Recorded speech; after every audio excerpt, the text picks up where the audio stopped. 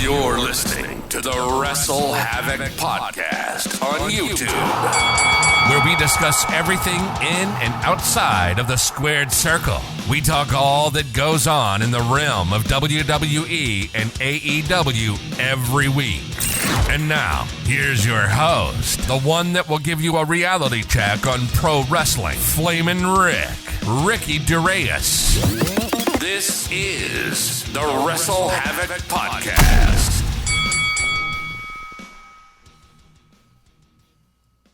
What's up, everybody? It is Flamin' Ricky DeReyes right here on the WrestleHavoc Podcast, here to review Friday Night SmackDown from July 28th, 2023. We got a lot of things to talk about right here on the SmackDown review, of course. We're going to be talking about SmackDown, and we can't discuss SmackDown without discussing, of course, Roman Reigns and Jey Uso. Of course, the continuation of their build to their one-on-one match, the tribal combat between Roman Reigns and Jey Uso in Detroit at SummerSlam. We had great segments on this show between Jey Uso and Roman Reigns. We also had the finals of the United States Championship Invitational match between Santos, Escobar, and Rey Mysterio, in which the match ended abruptly and an audible was called, and we had Santos Escobar get the win because of an injury sustained by Rey Mysterio. We had a lot of other things that happened on the show. Of course, we had Jey Uso versus Grayson Waller, Karrion Kross versus Karl Anderson. But aside from that, we really had nothing much. We had Bianca, Belair, and Charlotte Flair team up, but really the main thing on this SmackDown show was Roman Reigns and Jey Uso. That's really what's holding SmackDown up at this point. The Bloodline storyline is what is really keeping SmackDown alive, if you really think about it. But overall thoughts on the show, it was not a bad show, but again, a lot of the stuff that happened besides Roman Reigns and Jey Uso, and as well as the finals of the U.S. title invitational match, nothing really of importance was on the show, in my opinion. But before I get on with all this craziness regarding Friday Night SmackDown, of course, make sure to like and subscribe to the WrestleHavoc Podcast right here on YouTube, in which we discuss everything in and outside of the squared circle. Make sure to like and subscribe for more content, and as the freaking referee would say, ring, ring, ring that damn bell for more notifications.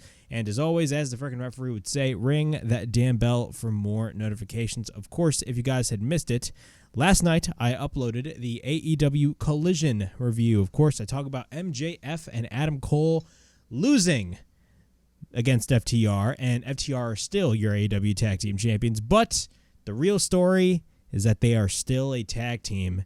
And from what it looks like, the turn did not happen last night. Thank Christ.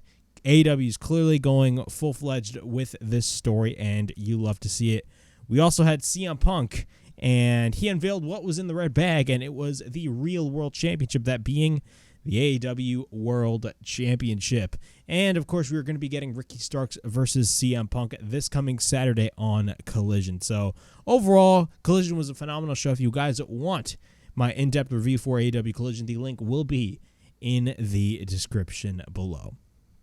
All right, let's go on with SmackDown. Quick note, this SmackDown review is late.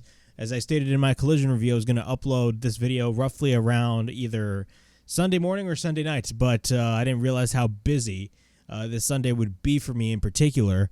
And hopefully you guys get the chance to watch this SmackDown review. I'm actually kind of tired right now. It's like roughly right now 1:27 in the morning.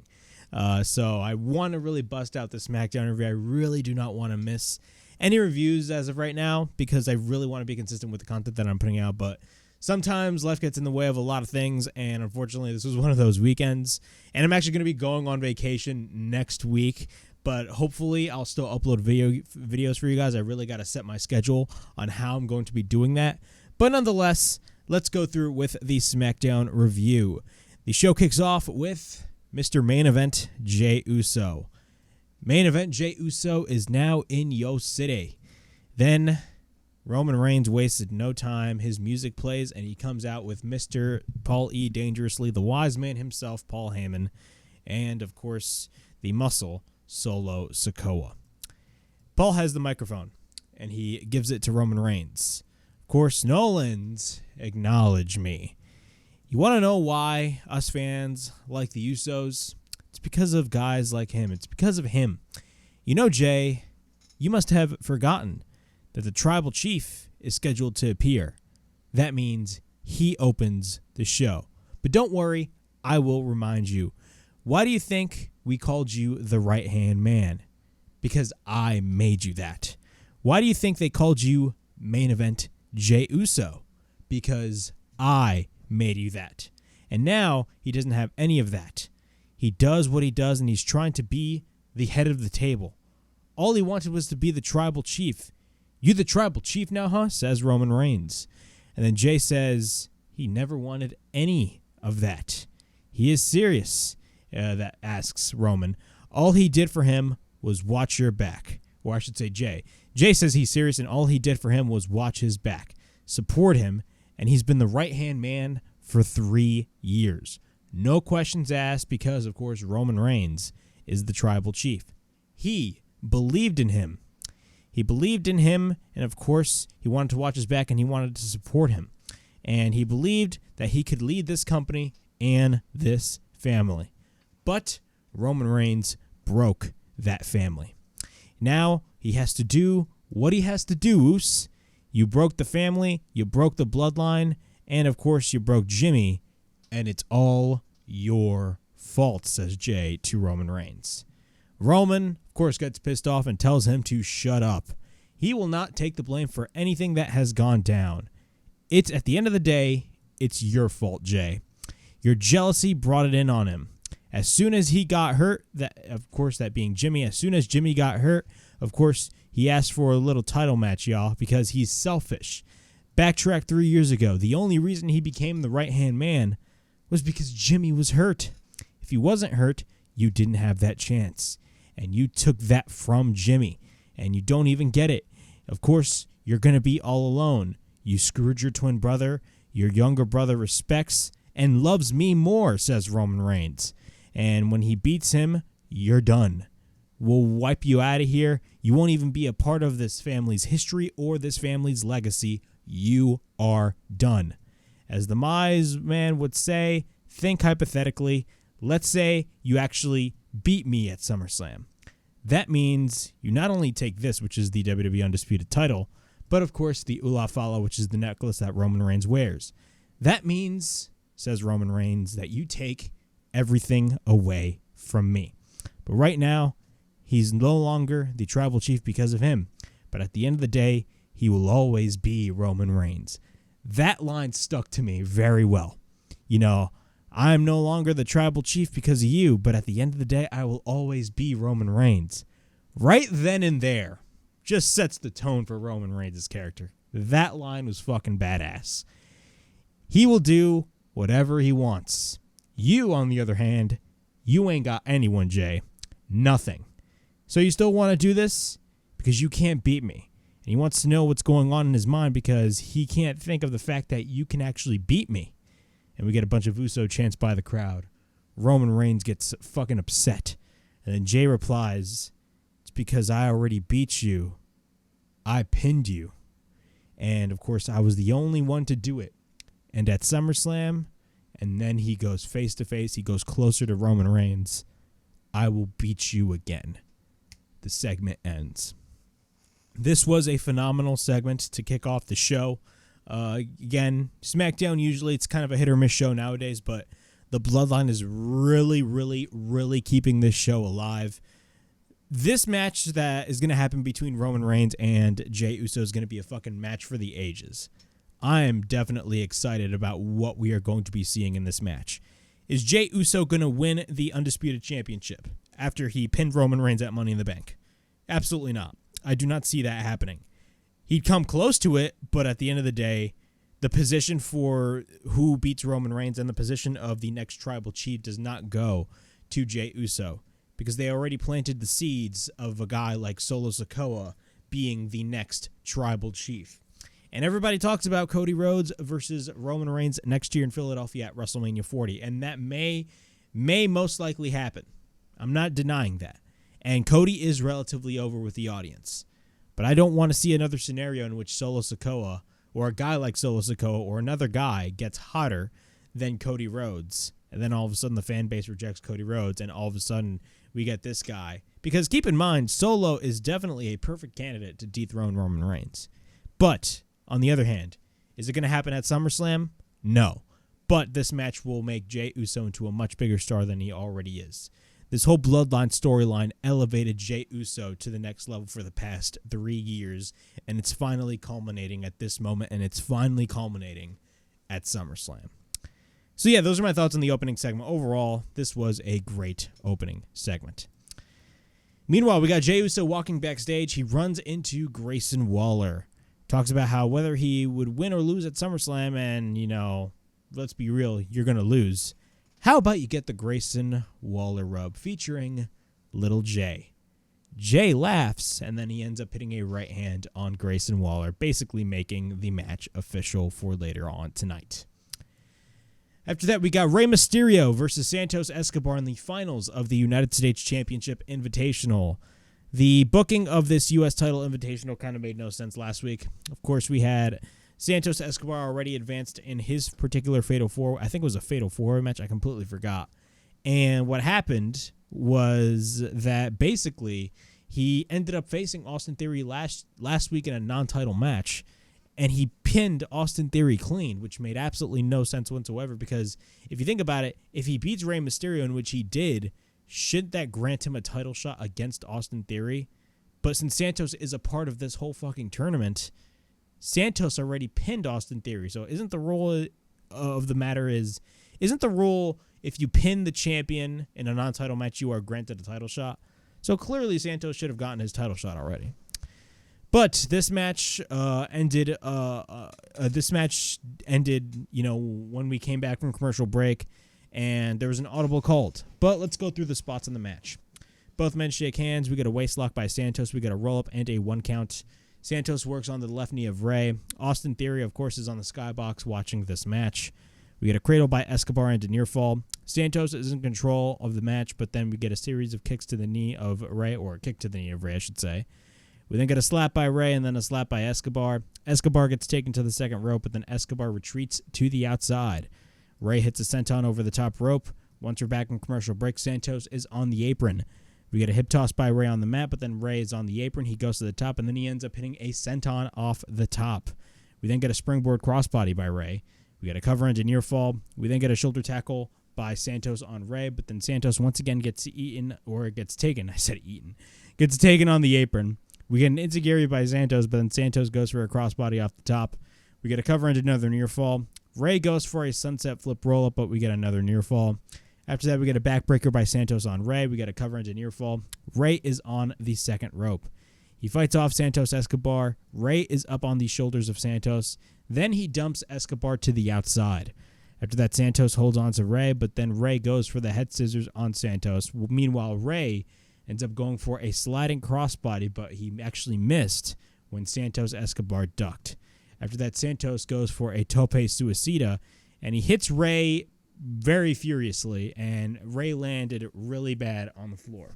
And what happened is, once we come back from commercial break, Rey is actually apparently injured, and he's actually getting attended to by a lot of the medical doctors and personnel.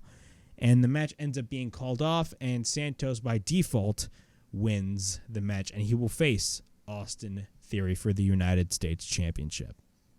It's very unfortunate on what happened to Rey Mysterio during this match. This match was actually going on really well before we went to that commercial break, but we actually have an update on Rey Mysterio's injury. Rey Mysterio, according to Fightful Select, has sustained a legitimate injury on SmackDown. Fightful sources confirmed late Friday that Rey Mysterio's spot on SmackDown was not a storyline as originally suspected, and Fightful has learned that Santos Escobar was actually supposed to win the match clean, but an audible was called and the match was ended. In addition, there was a backstage segment to follow up that was planned that had to be nixed because of this particular injury. And we wish him a speedy recovery. So apparently this whole injury by Rey Mysterio was actually real, and that's why the match ended, which, I mean, looking at it, it clearly showed that that injury was pretty bad. But Rey Mysterio is injured, but thankfully, hopefully he's all right. We wish him the best recovery, and Santos Escobar advances, and he will face Austin Theory for the United States Championship. Bianca Belair is in a backstage interview. She talks about how we're 8 days away from SummerSlam, and she's asked about her mindset. Of course, Bianca says the numbers don't favor anyone in a triple threat. And then Sonya and Chelsea Green come out, and then they talk about how they've been the women's tag team champions for 11 days, and they haven't gone without a celebration. And that is insulting. Green says it's always about Bianca, even though she doesn't even have the title. Charlotte comes in. She needs Bianca 100%, and she wants to tag with Bianca. And Bianca's like, girl, And Charlotte goes to talk to Adam Pearce. And Charlotte, of course, what Charlotte wants, Charlotte will get. And it's actually official. The tag team match is set, and Bianca Belair and Charlotte will team up to face Chelsea Green and Sonya Deville. Hit Row cut a promo. LA Knight comes out. Let me talk to you. Wait a minute. Yeah. Talks about he knew Will Smith was in the game, but he didn't know that Uncle Phil became a rapper. That was a little bit of a shot at Mr. Top Dollar. After that, talks about New Orleans, and he talks about how B-Fab is horny. And, of course, a lot of people are going to be claimed to be undeniable when they say the name LA Knight. So then we got LA Knight versus Ashante Adonis. As soon as Hit Row's in the ring, I'm like, why the fuck are these people over here? Adonis goes after LA Knight. LA Knight is on the apron. Top Dollar goes for a cheap shot. We get a cover into near fall. LA Knight fires back with a neck breaker, and then Dollar is on the apron. Knight takes him down, but then LA Knight ends up going for a power slam. We get an elbow drop by LA Knight, and then he ends up hitting the blood force trauma by LA Knight, and we get a cover, and LA Knight gets the win. Yeah. LA Knight is super freaking over with the audience, man. He is just that damn fucking good. You love to see it. Jey Uso's backstage. Adam Pearce comes in. Grayson Waller has been beating down his door for a match, and Jey says he will make it nice and quick. Yeet. After that, we got the Bobby Lashley with the Street Profits. Of course, basically Bobby Lashley is saying that the Street Profits are stars, and they should be treated like stars, and they should also dress like stars. And both Montez Ford and, of course, Bobby Lashley look at Angelo Dawkins, and he's basically wearing sweats. But no matter, Bobby Lashley hooked him up with a couple of suits. Throughout the past few weeks, of course, we've been seeing Bobby Lashley with the Street Profits. What could that imply? I'm very interested to see what's going to be happening because, look, the Street Profits are phenomenal, but they've kind of grown to be a little bit stale, and I feel like they need something new, especially if they do not want to break the Street Profits up. I think them pairing with Bobby Lashley and forming maybe a new version of the Hurt Business is a great idea. The Hurt Business was a faction that was utilized in WWE back in 2021, I believe, early 2021, and the Hurt Business, bro, was phenomenal. Like one of the best teams in the modern era of WWE, and they just got squandered by creative. That was basically the sad story of the Hurt Business. But after that, we got Charlotte and Bianca Belair taking on Chelsea Green and Sonya Deville. I'm not going to go through this match spot by spot, honestly, because, again, I could care less, and I'm fucking tired as hell. With all due respect, my apologies. We get a spear by Charlotte. She rolls Deville, and we get a near fall. Charlotte goes for the fall-away slam, and then she takes her for the figure eight, but then Sonya sends Charlotte face first to the corner. Bianca makes the tag, and then we get repeated shoulder tackles by Bianca. She then ends up hitting a vertical suplex, and then she ends up getting up, and then she spears through Sonya Deville, and then she hits repeated rights on the second rope. Sonya escapes and pulls the braid of Bianca Belair, and we get the blind tag made by Chelsea Green. Chelsea interferes. She tries to go for the unpretty her, and after that, Charlotte sends Sonya to the outside. Bianca then tries to go for the KOD, but then Charlotte ends up going for a big boot, stealing Bianca Belair's thunder. We get a cover, and Charlotte and Bianca Belair win the match against the women's tag team champions. Way to go to showcase your women's tag team division. Overall, this was not a bad match, but again, I could care less. You know, this is one of those instances where WWE would always do the can they coexist thing with all of their freaking main event feuds. They would do this shit all the time. The difference is when AEW does it, they actually make it special. Look at Adam Cole and MJF. But right here, Charlotte and Bianca Belair, I'm just not invested in that whatsoever. I'm not even excited about the triple threat match that we're going to be seeing at the Royal Rumble, at SummerSlam. I said the Royal Rumble. at SummerSlam between Asuka, Charlotte, and Bianca. I'm not that excited at all. Bianca Belair backstage with Io Sky. Of course, Bayley is asked, why did you leave, or why did we leave? And she talks about Shotzi and her creepy videos, and she pulls up her bag and she sees a paper that says, "See you soon" by Shotzi, and then they immediately dip. Adam Pearce is backstage after that. LA Knight comes in. And, of course, he talks about how last week's debacle, of course, it was the biggest misstep and the biggest misstep on the biggest rising star in the WWE. And, of course, Adam Pearce announces the SummerSlam Battle Royale. And, of course, the first participants in the match are going to be LA Knight and Sheamus. And I believe both of them, whoever wins, is granted an Intercontinental Championship match. I have absolutely no idea. But I believe the match that Santos won against Ray, I think he's going to be facing Austin Theory, not at SummerSlam, but I believe he's going to be facing him in 2 weeks on the SmackDown show. After that, we got Karrion Kross versus Karl Anderson. Of course, Anderson tells the OC, that being Gallows, AJ Styles, and Mitch and Mia Yim, that he wants to do this on his own with no help. Anderson goes after Kross. After that, we got chopped by Anderson. My apologies, guys. I am super freaking tired. Today has been a long day. We got a series of chops by Anderson. We then get an uppercut by Anderson, but then Anderson off the top hits a neck breaker. We get a cover engineer fall. Scarlett then grabs the leg of Anderson without the referee looking. And after that, Kross gains the advantage, and then he hits the Saito suplex on Karl Anderson. And then he goes for the Kross hammer. After the Kross hammer spot, Anderson tries to get up, but then he manages to pick up Anderson. And then, of course, he goes for the final, I think it was the final prayer. I believe that's what the move is called. I have absolutely no idea. Final prayer on Anderson. We get a cover, and Karrion Kross gets the win. After the match, he applies the Kross jacket on Karl Anderson. He screams at the camera, "AJ, look what you did." But, of course, AJ Styles and Mitch and Mia Yim make the save. I believe. I'm not sure. I didn't even write that in my notes. Roman Reigns is backstage with the Wise Man and Solo Sikoa, with Jey Uso's match coming up next against Grayson Waller. Overall, this wasn't a bad match whatsoever. It was actually a pretty good match. But, of course, what happens is Jey actually gets the win, and the brawl breaks loose at the end. Both lock up. We get a side headlock by Grayson Waller. We then get a shoulder tackle by Waller. We then get a drop kick by Waller, dropping Jey face first to the turnbuckle. We then get a headbutt by Jey, but then he slams Waller down to the mat. Then he stomps on Grayson Waller, but then Waller later on regains control. We then get the spinning enziguri by Jey Uso, and then Roman Reigns, Solo Sikoa, and Paul Heyman come out. Then later on, Grayson Waller takes the advantage.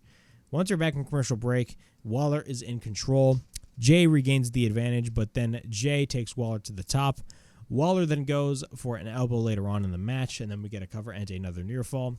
Waller then misses the kick after that, and then we get a super kick by Jey, followed by a right hand.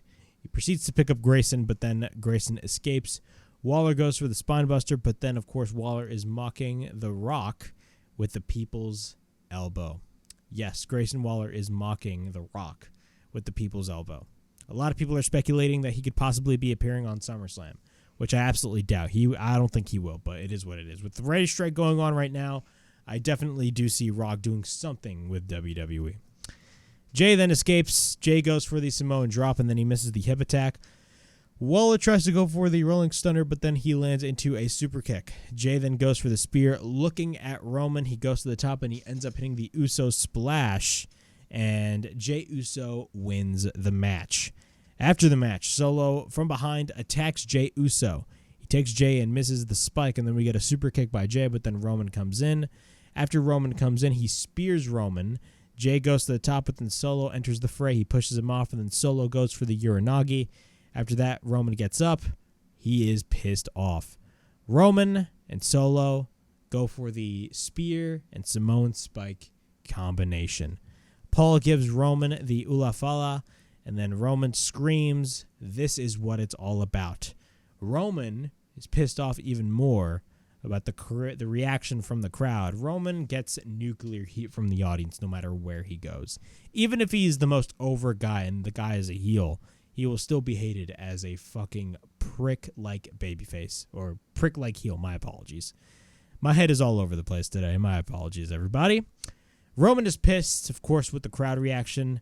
And then they go for the spear spike combination once again. Roman Reigns, Solo Sikoa, Paul Heyman stand tall over Jey Uso. Overall, man, this was a great match, but it was also a great closing segment. I really enjoyed this for what it was, man. And it makes me even more excited to see what is going to be happening at the SummerSlam pay-per-view, man. SummerSlam is only a few days away in Detroit. And honestly, I'm just freaking excited to see what is going to go down. To be quite honest with you, I'm very excited to see what happens, man. You know this match is going to be storytelling at its finest. I know I tend to throw that out there multiple different times, but, bro, this is going to be storytelling at its freaking finest, man. The story is going to be a very beautiful story, dating back to 3 years ago when Jey Uso first faced Roman Reigns in a series of matches that concluded with their Hell in a Cell match. It's going to be very interesting. Now, we do not know what tribal combat is. Who knows what it is? Maybe there's some rules. We do not know, but I assume it's just going to be a fancy way of saying a no-holds-barred match. We're going to have to wait and see, but overall, Roman Reigns and Jey Uso, they're going to absolutely kill it this coming Saturday in Ford Field for SummerSlam. Yeah, that was my SmackDown review from July 28th, 2023. My apologies. This review actually went very, very, very quick. Normally, my SmackDown, Raw, Dynamite, Collision reviews would roughly do around maybe 40 to 50 minutes. I did only like 26 minutes so far for what I'm looking at right here on OBS.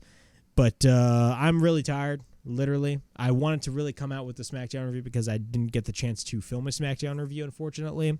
So I wanted to come with you guys with a SmackDown review, and hopefully I did well for you guys. So at the end of the day, it is Flamin' Rick signing out. Please like, subscribe, comment down below, push that bell for notifications. I'll be on the lookout for more videos right here on the WrestleHavoc Podcast, in which we discuss everything in and outside of the squared circle.